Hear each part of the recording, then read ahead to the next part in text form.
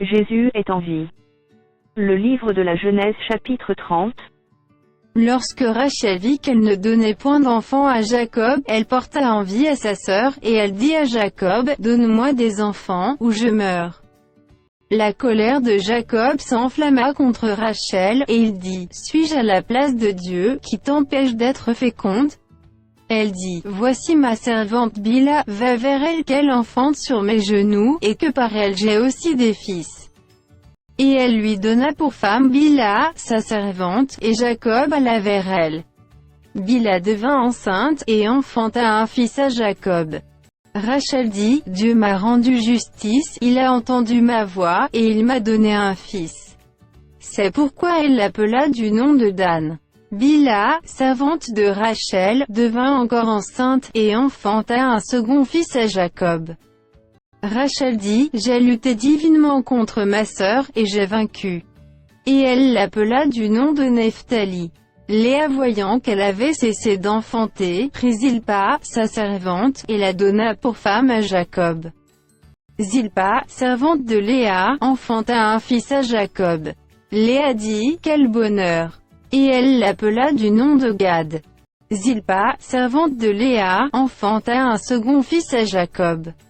Léa dit, « Que je suis heureuse, car les filles me diront heureuse. » Et elle l'appela du nom d'Aser. Ruben sortit au temps de la moisson des blés, et trouva des mandragores dans les champs.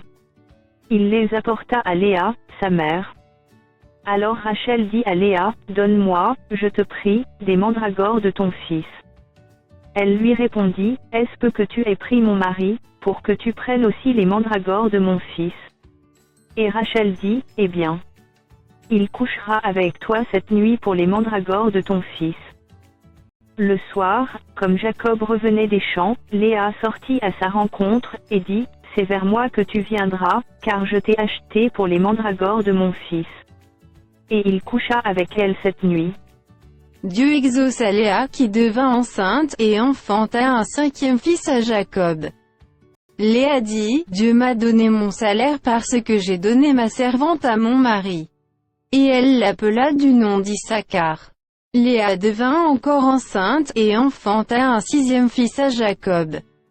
Léa dit, « Dieu m'a fait un beau don, cette fois, mon mari habitera avec moi, car je lui ai enfanté 6 fils. » Et elle l'appela du nom de Zabulon. Ensuite, elle enfanta une fille, qu'elle appela du nom de Dina. Dieu se souvint de Rachel, il l'exauça, et il la rendit féconde. Elle devint enceinte, et enfanta un fils, et elle dit, « Dieu a enlevé mon opprobre. » Et elle lui donna le nom de Joseph, en disant, « Que l'Éternel m'ajoute un autre fils. » Lorsque Rachel eut enfanté Joseph, Jacob dit à Laban, « Laisse-moi partir pour que je m'en aille chez moi, dans mon pays. Donne-moi mes femmes et mes enfants, pour lesquels je t'ai servi, et je m'en irai, car tu sais quel service j'ai fait pour toi. » Laban lui dit, « Puisse-je trouver grâce à tes yeux? Je vois bien que l'Éternel m'a béni à cause de toi. Fixe-moi ton salaire, et je te le donnerai. » Jacob lui dit, « Tu sais comment je t'ai servi, et ce qu'est devenu ton troupeau avec moi. Car le peu que tu avais avant moi s'est beaucoup accru, et l'Éternel t'a béni sur mes pas. Maintenant, quand travaillerai-je aussi pour ma maison? » Laban dit, « Que te donnerai-je? » Et Jacob répondit, « Tu ne me donneras rien. Si tu consens à ce que je vais te dire, je ferai paître encore ton troupeau, et je le garderai. Je parcourrai aujourd'hui tout ton troupeau, mais à part parmi les brebis tout agneau tacheté et marqueté et tout agneau noir, et parmi les chèvres tout ce qui est marqueté et tacheté. Ce sera mon salaire. Ma droiture répondra pour moi demain, quand tu viendras voir mon salaire, tout ce qui ne sera pas tacheté et marqueté parmi les chèvres, et noir parmi les agneaux, ce sera de ma part à vol. » Laban dit, « Eh bien, qu'il en soit selon ta parole. » Ce même jour, il mit à part les boucs rayés et marquetés, toutes les chèvres tachetées et marquetées, toutes celles où il y avait du blanc, et tout ce qui était noir parmi les brebis. Il les remit entre les mains de ses fils. Puis il mit l'espace de 3 journées de chemin entre lui et Jacob fit paître le reste du troupeau de Laban. Jacob prit des branches vertes de peuplier, d'amandier et de platane, il y pela des bandes blanches, mettant à nu le blanc qui était sur les branches.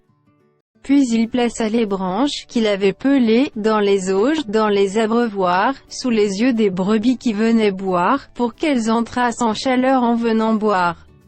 Les brebis entraient en chaleur près des branches, et elles faisaient des petits rayés, tachetés et marquetés.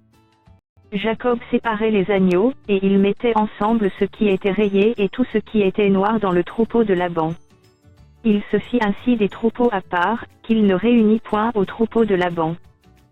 Toutes les fois que les brebis vigoureuses entraient en chaleur, Jacob plaçait les branches dans les auges, sous les yeux des brebis, pour qu'elles entrassent en chaleur près des branches.